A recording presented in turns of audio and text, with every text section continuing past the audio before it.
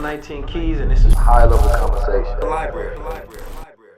So when we look at which group has, the worst statistics in America, from cancer to violence, right? Second is suicide, gun violence, prison, of course, that's black males, right? So for me, if I was to look at a way to make America better, you have to look at the people who's affected by the worst statistics in America. Now, we are in the middle of Mental Health Month, right? And with black men having such skyrocket mental health issues in America, if you want to begin to fix the issue, right, you have to first deal with the mind.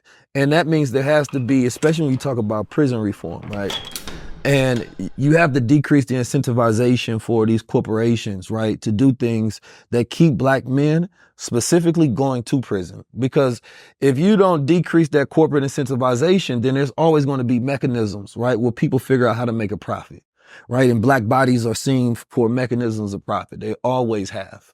So for me, it's like there has to be new laws and new components of people, of everything that you just laid down was a beautiful case, right, of all of the adversities and atrocities that black men or the black community have faced of.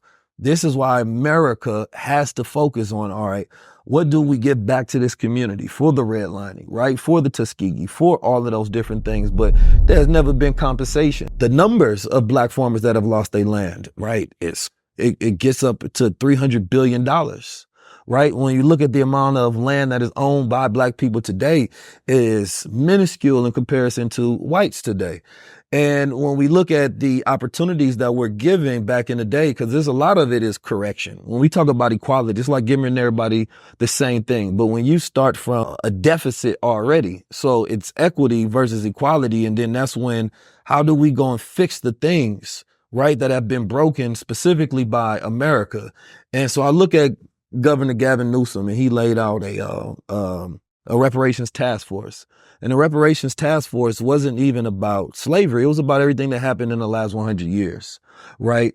That has caused this stress and this trauma on the community, and how black people were deserving, right, of compensation for those things. And it's not something that black people will ever give up. Like, we just don't get our reparations. That would be a stain on America's moral system forever. And that karma cycle will never end until that particular thing is fixed.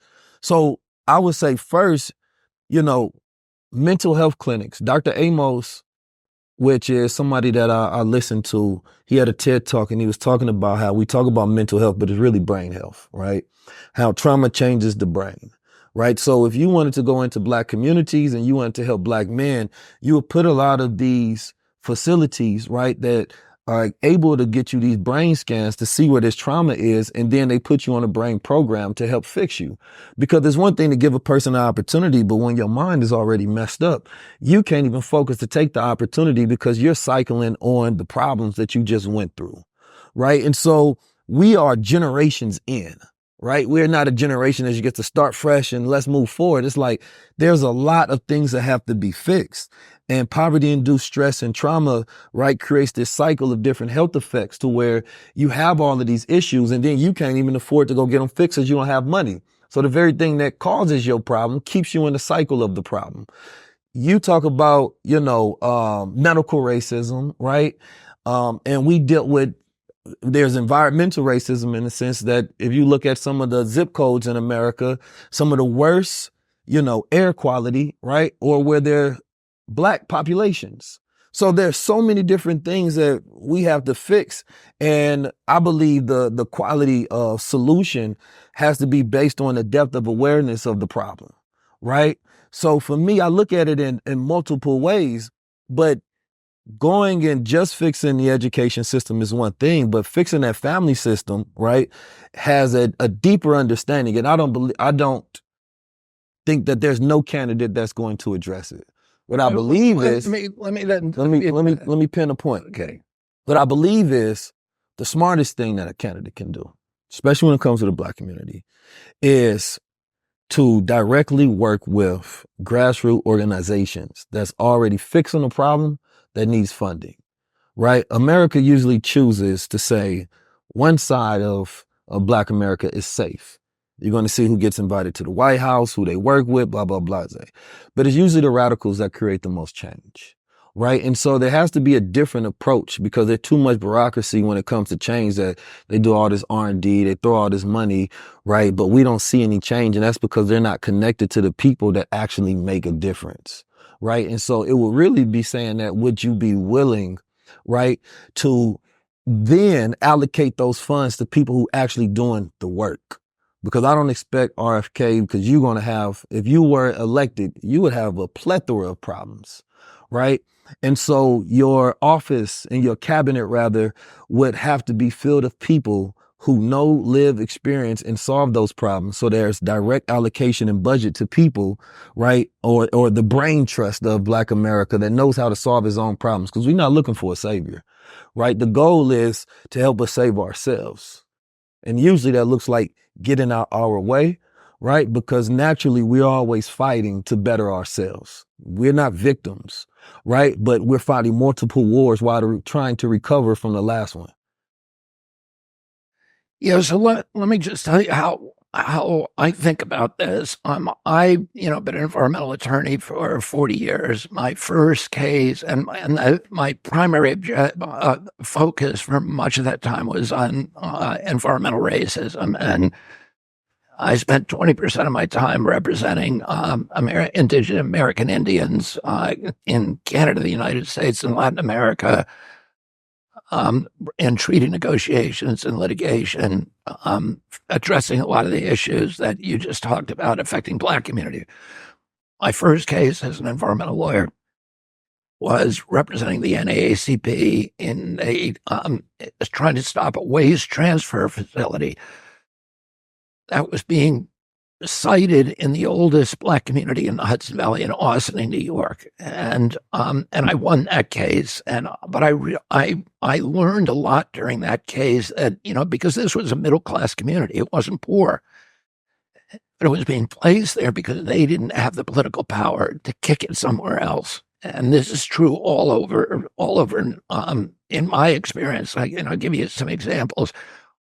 What I learned then is that 4 out of every 5 toxic waste dumps in America is in a Black neighborhood. The largest toxic waste dump in America is Amyl, Alabama, which is 85% Black. The highest concentration of uncontrolled toxic waste dumps in America is the south side of Chicago. The most contaminated zip code in California is East LA. There are, probably one of the biggest health crises in this country is 44% of urban Black children have lead contamination. Yeah, my brothers have lead contamination. Yeah, and that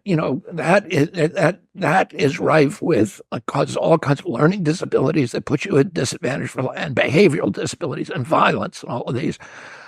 I sued the city of New York one time. The city of New York has 3 water systems. It has the Delaware system, which comes from the Catskill Mountains, the Catskill system, which comes from the Catskills, pristine water, and then it has a very bad water system called the Croton system that's coming from a heavily populated area in Westchester and Putnam County.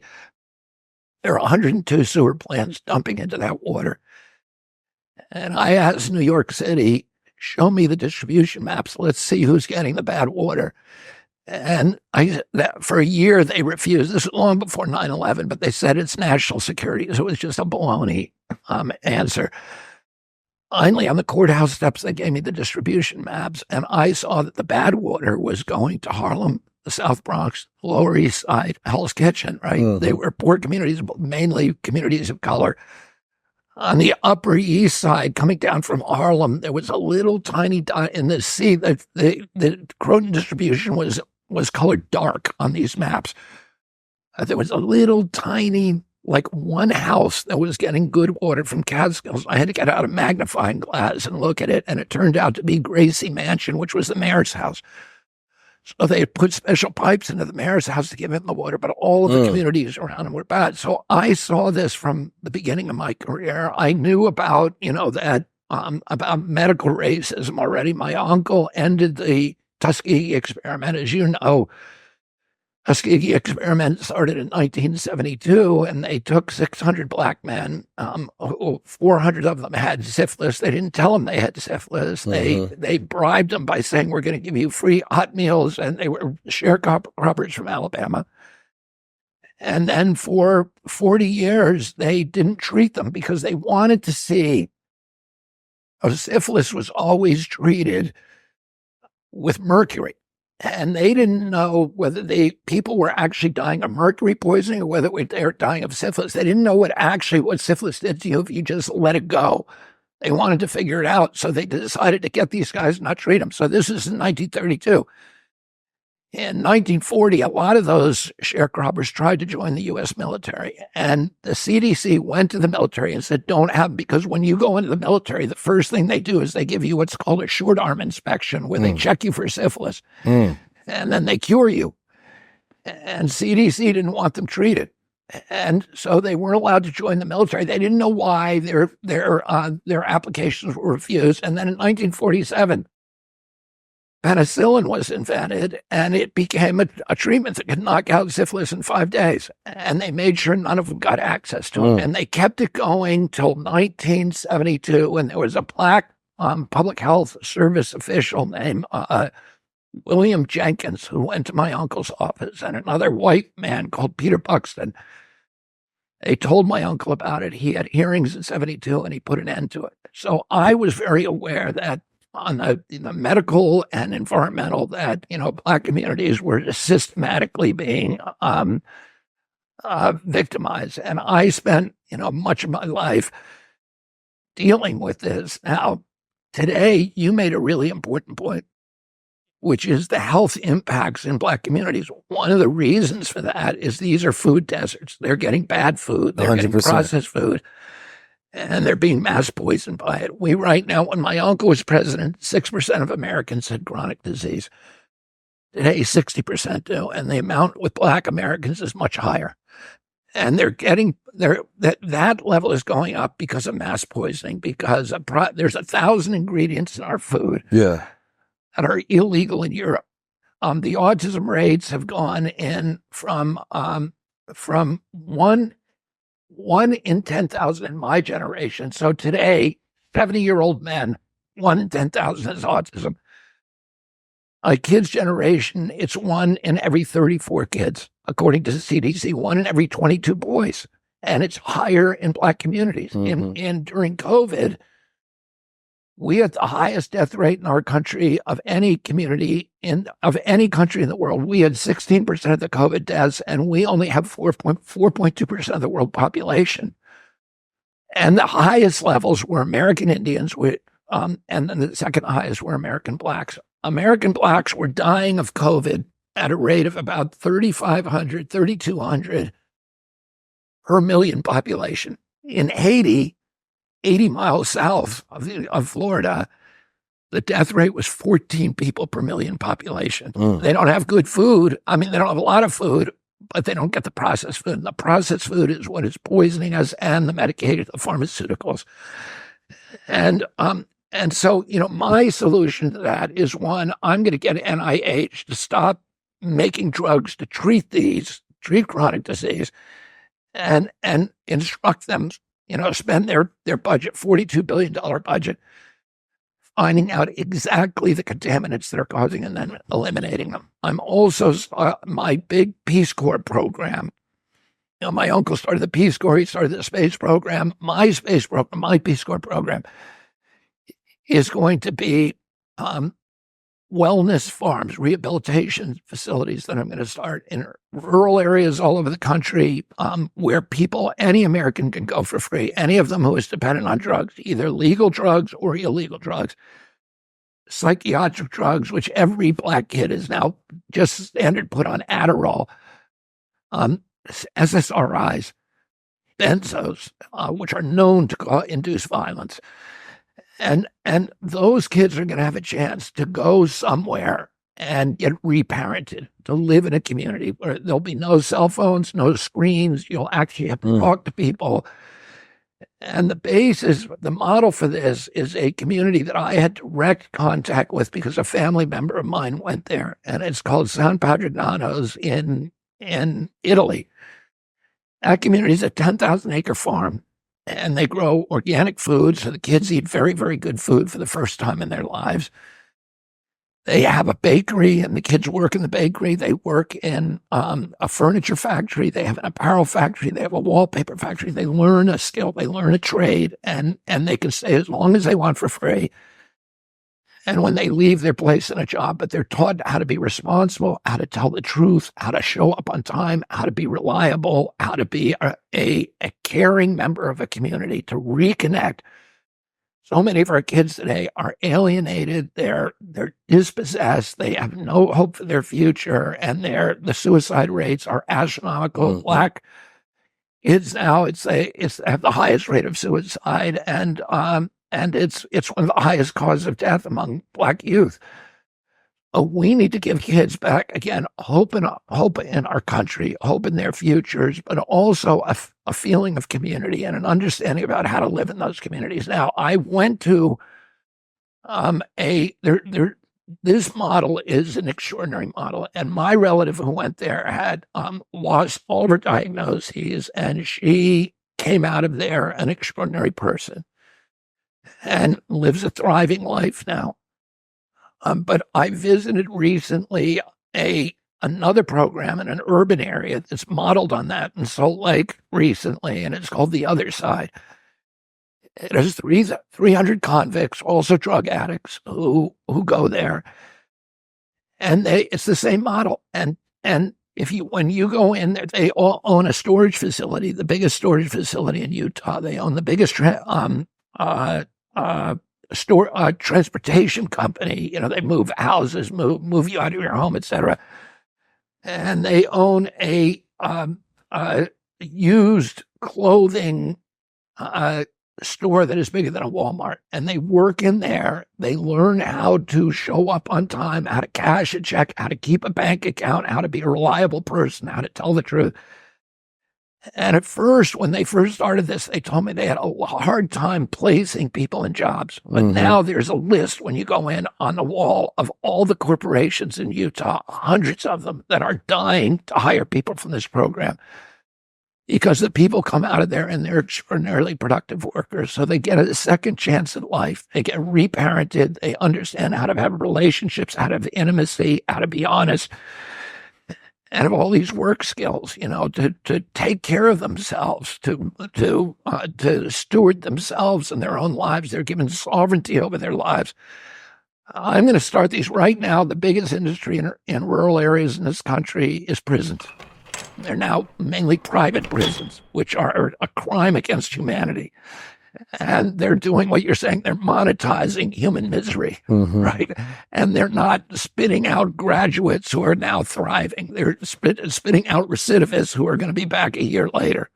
And they're factories for abuse. And they're not. It's not a mechanism for creating wholesome communities and belief in our country and love for our country and love for our communities. And that's what we need to start doing. And the people who are in there because they're convicted of drugs should not be in those facilities. They should be in a place where they're getting treatment, where they're getting training, where they're getting job training, life training, and spiritual enlightenment, spiritual enrichment, because that ultimately we have to be able to induce in people who are enveloped in despair. We have to be able to induce in them profound spiritual realignment, so that they're living on another plane, so that they understand that that God is out there, that He's watching them, that He loves them, and that they have hope for their lives. And that is going to be my major program when I get into the White House, is to reclaim all these people who have been lost. Thank you for that answer. Nah, I was seriously up all night. You know what I mean? I took a couple of drops of this, and I think I took it too late, right? I took it probably around like 5 o'clock. I didn't think it was going to keep me up to like 2, 3 o'clock. But it was good though, because I was doing hella work. Like, I was knocking it out because I had to do a lot of stuff on the back end for the show.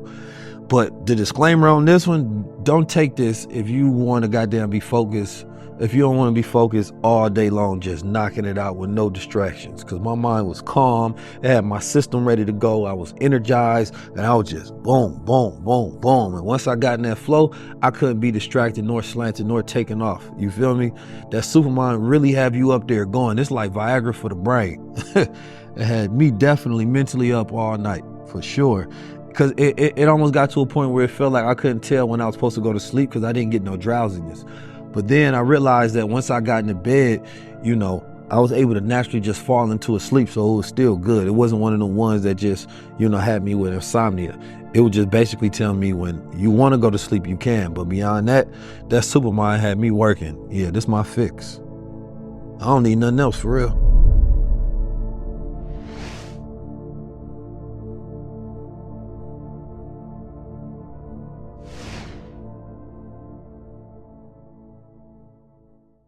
I'm 19 Keys, and this is high level conversation. The library.